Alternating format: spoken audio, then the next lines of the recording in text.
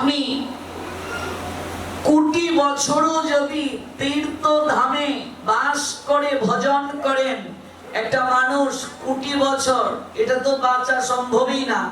কলিযুগে মানুষ 50, 60, 70 এই বয়সে নিজের ধামে যাওয়ার জন্য রওনা করে দেয়। 84 লক্ষ ঝুনি পরিভ্রমণ আমরা করি।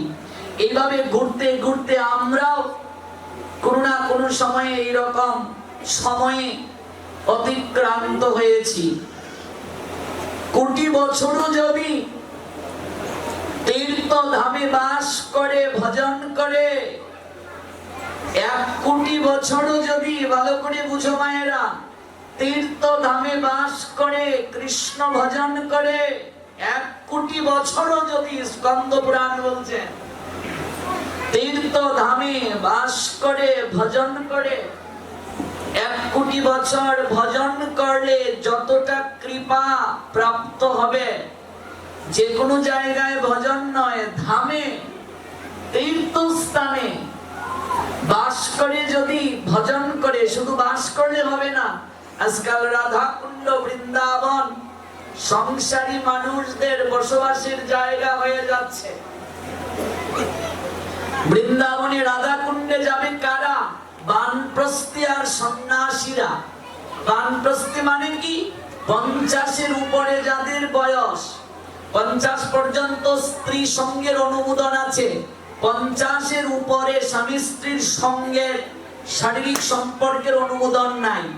50-এর পরে বানপ্রস্থি যারা, ওরা ধামে গিয়ে স্বামী স্ত্রী ভজন করবে।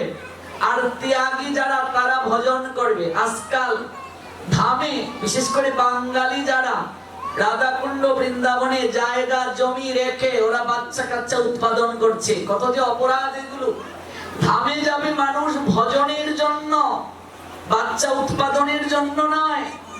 ধামে যাবে মানুষ কৃষ্ণ ভজনের জন্য। সংসারের প্রতি মোহ শেষ, কর্তব্য শেষ, দায়িত্ব শেষ, ধামে গিয়ে ভজন করবে।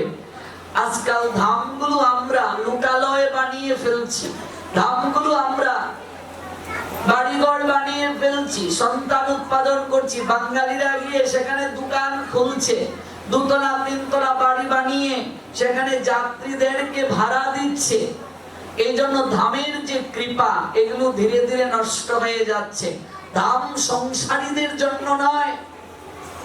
সংসারীরা যাবে গিয়ে 5 দিন 10 দিন 1 মাস, এর বেশি থাকবে না। দীর্ঘকাল ধামে থাকলে ধাম অপরাধ করবে, কারণ ধামে গিয়ে শারীরিক সম্পর্ক নিষিদ্ধ। তাহলে ধাম থেকে ওরা চলে আসবে। জগদানন্দ পণ্ডিতকে মহাপ্রভু বললেন, কি বললেন? বললেন যে তুমি যে বৃন্দাবনে যাবে, দীর্ঘকাল থাকবে না। জগদানন্দকে বলছেন, সনাতনকে রেখে কখনো একাকী কোথাও পরিক্রমায় যাবে না। নীলাচল থেকে জগদানন্দ পণ্ডিতকে গৌরহরি এই সিদ্ধান্ত দিয়ে পাঠিয়েছিলেন। শুধু ধামে গিয়ে থাকলে হবে না, ভজন করতে হবে। 1 কোটি বছর তীর্থ ধামে বাস করে কেউ যদি ভজন করে, যতটা কৃপা লাভ করবে। স্কন্দ পুরাণ বলছেন, বৈশাখ মাসে রাত 3টা থেকে সকাল, ভালো করে বুঝুন, 6টা, রাত 3টা থেকে সকাল 6টার ভিতরে বৈশাখ মাসে কেউ যদি স্নান করে, 1 কোটি বছর তীর্থ ধামে বসবাস করলে মানুষ যে কৃপা লাভ করবে, বৈশাখ মাসে রাত 3টা থেকে সকাল 6টার ভেতরে স্নান করলে সেই কৃপা লাভ করবে। এটি বলছে 18 পুরাণের মধ্যে স্কন্দ পুরাণ। কেন? ধামগুলো প্রতিজ্ঞা করেছেন ভগবান শ্রী মধুসূদনের নিকটে। প্রত্যেক ধাম তীর্থ, যত তীর্থ রয়েছে, সপ্ততীর্থ, গঙ্গা, যমুনা, গোদাবরী, সরস্বতী, নর্মদা, সিন্ধু, কাবেরী, এই যে 7টা তীর্থ, আরো জগতে যত তীর্থ রয়েছে, সকল তীর্থকে ভগবান আদেশ করেছেন সেই সকল সন্তানদের জন্য যারা কৃপা থেকে বঞ্চিত, যারা ভজন বিমুখ, তাদের কৃপার জন্য তীর্থদেরকে আদেশ করেছেন। তীর্থরা পণ করেছে ভগবানের কাছে 1 মাস, অর্থাৎ বৈশাখের 1 তারিখ থেকে 1 মাস রাত 12টা নয়, রাত 3টা থেকে সকাল 6টা পর্যন্ত সব জলের মাঝে তীর্থগুলো এসে বিরাজ করবেন। এটা পদ্ম পুরাণের কথা, স্কন্দ পুরাণের কথা। বিষয়টা বুঝাতে পেরেছি আমি? আপনি যেখানে স্নান করেন, পুকুরে স্নান করেন, নদীতে স্নান করেন, বাথরুমে শাওয়ারে স্নান করেন, জল মাত্রই যত তীর্থ আছে রাত 3টা থেকে 6টা পর্যন্ত যত তীর্থ আছে জলের মাঝে এসে আবির্ভূত হবে। এই বৈশাখ মাসে সকাল 6টার পরে যে স্নান করবে সেই সকল তীর্থগণ অভিশাপ দিয়ে নিজ নিজ জায়গায় তারা গমন করবে। অভিশাপটা কি? বিষয় বিষটা কূপে তরা পচে মর। অভিশাপটা কি? বিষয় বিষটা কূপে তরা পচে মর। আগেরকার সময়ে পড়াশোনা যখন আমরা করেছি, টেস্ট যখন হতো, টেস্টের আগে প্রি টেস্টে যারা এলাও হবে ওরা টেস্ট দিতে পারবে, টেস্টে যারা এলাও হবে ওরা এসএসসি দিতে পারবে। আগে তো ছিল ম্যাট্রিক, পরে এসএসসি, সেকেন্ডারি স্কুল সার্টিফিকেট। তো আমাদের অঞ্চলে দেখেছি আমাদের বড় বোন কিংবা বড় ভাইরা যখন পড়াশোনা করেছে টেস্টে এক বিষয়ে ফেল করেছে, এবার বিশেষ বিবেচনায় তাদেরকে দেয়া হয়। 2 বিষয়ে ফেল করেছে, আত্মীয় স্বজন গিয়ে স্যারের পায়ে ধরে কান্না করছে, আমরা রিস্ক নিলাম স্যার, 2 বিষয়ে আমার সন্তানটা ফেল করেছে, তাদেরকে একটু সুযোগ দিন পরীক্ষায়, রিস্ক আমরা নিলাম, ভালোভাবে গাইড করব। এগুলো কি? বিশেষ বিবেচনার পরে একেবারে অতি বিশেষ বিবেচনা। এই যে বৈশাখ মাসের মহিমাটা বলছি কাদের জন্য? অতি বিশেষ বিবেচনায় যারা একেবারে ভগবান থেকে সরে গেছে তাদের জন্য। সকল তীর্থ রাত 3টা থেকে 6টা পর্যন্ত জলের মাঝে বিরাজ করবে। আপনি স্নান মাত্রই সকল তীর্থ স্নানের ফল পাবে। এই সুযোগ পেয়ে মহিমা জানার পরও যারা 6টার ভেতরে স্নান করবে না, তীর্থগণ অভিশাপ দিয়ে বলবে, এত সুযোগ দেওয়ার পরও তোরা এই সংসারে কামিনীর কুলকে আশ্রয় করে ঘুমিয়েই রইলে, যা সংসার বিষয়ে বিষটা কূপে তোরা পচে মন। এই কথা বলে ওরা স্বীয় স্বীয় জায়গায় গমন করবে। ওই 6টা 1 থেকে রাত 2টা 59 পর্যন্ত ওরা আবার ওই সকল স্থানে থাকবে। আবার 3টা 1 মিনিট থেকে 5টা 59 পর্যন্ত যত জল রয়েছে সব জলের মাঝে তারা এসে আবির্ভূত হবে সংসারী মায়ায় কাতর জীবদেরকে কৃপা করার জন্য। এই সুযোগ কেবল বৈশাখ মাসে আছে, আর কোনো মাসে সম্ভব নয়। এটি হলো প্রথম দৃষ্টান্ত। এবার সতর্ক বার্তা। না জেনে মানুষ পাপ করলে ক্ষমা আছে, আপনি জানলেন, জানার পরে যদি আপনি পালন না করেন এই পাপের ক্ষমা নাই। এবার যারা কালকে স্নান করবে না, অনেকেই বলবে কেন যে এলাম, বিপদেই পড়ে গেলাম, না এলেই ভালো ছিল, জানতাম না। বৈশাখ মাস এত মহিমা আবার কি? পহেলা বৈশাখ মানে আমাদের অঞ্চলে একটা রীতি আছে, এই দিন ভালো মন্দ খেতে হবে। ভালো মন্দ কি? 2টা পাঠা, 3টা খাসি, এগুলো তো আমাদের গ্রামে মারাই হতো। 2টা গ্রামে কয়টা ঘর, 2 কেজি করে নিলেও তো হবে না, 2টা হবে না, 3টা খাসি দরকার। কারণ কি? কারণ হইল নববর্ষে ভালো মন্দ খেলে মাসের শুরুতেই ভালো মন্দ খাবো, বছরের সারাদিন ভালো খাবো। তার মানে যে সকল অপদার্থ লোকেরা বছরের শুরুটা করে জীব হত্যা করে, তাদের সারাটা বছর কিভাবে যাবে ভাবুন। বছরের শুরুটা যারা জীব হত্যার মাধ্যমে করে, বছরের প্রথম দিনটা শুরু করলো রক্ত খাবার দিয়ে। তাদের জীবনে পাপ কতটা আশ্রয় গ্রহণ করবে ভাবুন। আপনি শুরু করলেন পাপ দিয়ে, আপনার শুরু হলো বছরের শুরুটা পাপ দিয়ে।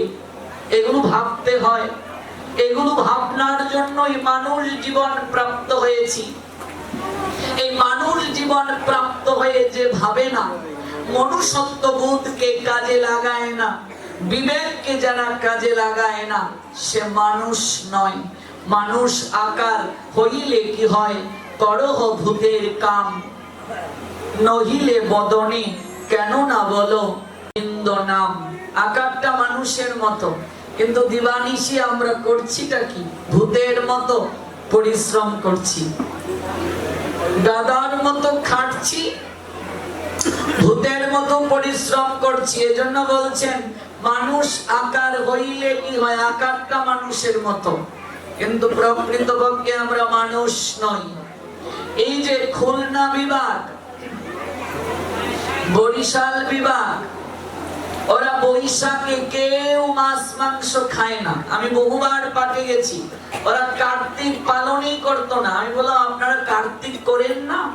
বলছেন না, আমরা বৈশাখ করি। এবং তা তো ভালো, কিন্তু কার্তিক তো আরো মহিমান্বিত প্রদীপ প্রজ্বলনের দিক থেকে, এটাও করুন। এখন অনেকেই কার্তিক শুরু করেছে, প্রায় সব জায়গায় কার্তিক পালন হয়, কিন্তু এই অঞ্চলে দক্ষিণবঙ্গে ওরা বছরের শুরুটা ভগবানের নাম নিয়ে শুরু করে। এটা একদম তাদের ভালো গুণ আমি দেখেছি। এই যে মধুসূদন মাস ওরা প্রতিপালন করে, মধুসূদন মাসে প্রাতঃ স্নানের অধিক থেকে অধিকতর মহিমা, এটা আমরা জানলাম। রাত 3টা থেকে কয়টা পর্যন্ত বাচ্চারা স্নানের সময়? কালকে কয়টা স্নান হবে? 6টার ভেতরে। বা খুব ভালো। আমরা কমিটি বৃন্দ আমাদের অনুরোধ করেছেন আগামীকাল গ্রামের মঙ্গলের জন্য একটু নগর কীর্তন করার জন্য। এই জন্য 6টার ভেতরে যেহেতু স্নান করেই সবাই চলে আসবে এখানে। মায়েদেরকে বিশেষ করে বলছি, সবাইকে নিয়ে আমরা গান করে করে কারো গৃহে যাব না, গৃহে গেলে সময় হবে না। যাদের যা দেওয়া প্রয়োজন, ফলমূল, লুট, তারা তুলসীর তলে দিয়ে দেবে, ঘরে ঢোকা যাবে না। একজন একটা বস্তা নিয়ে যাবে, যত লুট পাবো এখানে এসে হরি লুট দেয়া হবে। আবার মানে এই মন্দির থেকে নগর কীর্তন বের হবে উঠোন দিয়ে প্রত্যেকের আস্তে গ্রাম, আবার এই মন্দিরে এসে আমরা সমাপন করব। সময় কয়টায়? 6টায় না আর একটু পরে দেব? 6টা না 6:30 গো? 7টায় দিলে 8টা বাজবে, আমাদের আবার ওই প্রোগ্রামে যেতে হবে। 6টায় দেয়া হলো, কিন্তু 6:30টার ভেতরেই যেন আমরা বের হতে পারি। আর এই নগর কীর্তনের মহিমা বৈশাখেরও আমরা শুনবো। এবার শুনুন, আমরা প্রাতঃ স্নানের মহিমা তো জেনে নিলাম। এবার এই বৈশাখ সবচেয়ে মহিমান্বিত হলো তুলসী সেবার মাধ্যমে। 1 মাস তুলসীতে জলের ধারা দিতে হয় বৈশাখে। আমাদের অঞ্চলে একজন জলের ধারা দিল, আমি নাম বলবো না, সিলেট বিভাগের কোনো একটা জেলার কোনো উপজেলা। এবার গ্রামের লোক চিৎকার করে বলছে, তোর বাপ না মা মরেছে, এই তুলসীর উপরে এরকম মাটির কলসি ঝুলিয়ে তারপর এটা ছিদ্র করে সলিতা দিয়ে রেখেছিস, এগুলো দেখলেও তো অমঙ্গল, শীঘ্র করে উঠিয়ে নে। এবার পাঠ শুনে আমার এই জলের ধারা দিল, সে উঠাবে না, এই নিয়ে পঞ্চায়েত বসলো। গ্রামের লোক বসে বিচার বিচার বিচার কার্য শুরু হয়ে গেল। কতটা মূর্খ আমরা ভাবুন। আর বলে নিত্য ধর্ম, আমরাই তো জীবনে শুনছি না, এখন নয়া নয়া ধর্ম বের হইছে। মাই গো, বাপ মা বললে শীতালো মানুষ এটা দেয়, প্রত্যেকে যে দেয়, এগুলো বলে সালিশি বসেছে। ভাবুন, অনুভব করো। 1 মাস জলের ধারা দিতে হয়। যারা দেননি আগামীকাল থেকে শুরু করুন আরো, কারণ এই বৈশাখের কয়েকটা দিন আছে, আমরা পাচ্ছি সুযোগ। 2 বা 4টি খুঁটি করে একটা মাটির পাত্র ছিদ্র করে সবচেয়ে ভালো হলো কুশ, বুঝেন তো? কুশ, কুশাসন যে কুশ দিয়ে তৈরি হয়, কুশটা ছিদ্র দিয়ে প্রবেশ করিয়ে দিলে ভালো। কুশকে বেদ করে জলের ফোঁটা তুলসীর উপরে পড়বে। আর কুশ যদি না পান তাহলে তুলু দেবেন বা সলিতা, সলিতা ভেতরে প্রবেশ করিয়ে দেবেন, টপ টপ করে জল তুলসীর উপরে পড়বে। এটা কখন হবে? এটা 6:01 থেকে শুরু হবে, সূর্য অস্ত যাওয়ার 10 মিনিট পূর্ব পর্যন্ত। সূর্য অস্তের পরে যদি এক বিন্দু জল পড়ে অমঙ্গল হবে। অর্থাৎ সূর্য অস্তের পূর্বে ওই যে পাত্রের মাঝে, কলসির মাঝে, মাটির পাত্রের মাঝে যে জলটা রইল, সেই জলটা আপনি একেবারে সরিয়ে নেবেন। তারপর পাত্রটা ফাঁকা রইল। পরদিন আবার সূর্য উদয়ের পর 6:01 থেকে আপনি আবার জলের ধারা শুরু করলেন। 6:01 মানে আমি একটা আনুমানিক সময় বললাম, সূর্য উদয়ের পর পর।